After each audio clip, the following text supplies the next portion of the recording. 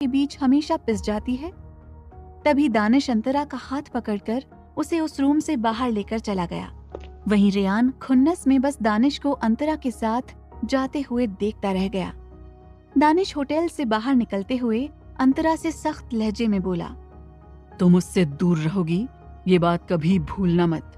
अंतरा उसकी बात सुनकर गहरी सांस लेते हुए बोली, हाँ मुझे याद है, आपको वही बात बार बार कहने की जरूरत नहीं है। दानिश उसकी बात सुनकर बस उसे गौर से देखता रहा और फिर उसे कार में बैठा दिया, जिसके बाद उनकी कार वहां से सीधे निकल गई। अब तक रात हो चुकी थी। दानिश की कार कुछ ही समय में पैलेस के बाहर आकर रुकी।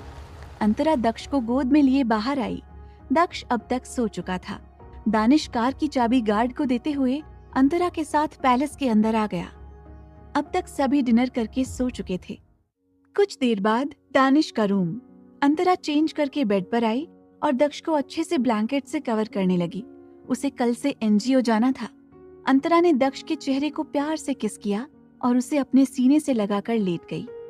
कुछ ही देर बाद दानिश वॉशरूम से बाहर आया। उसने इस समय अपने कमर पर टॉवल लपेट रखी थी और उसकी बॉडी से पानी टपक रहा था, जिससे पता चल रहा था कि वो नहाकर आया था।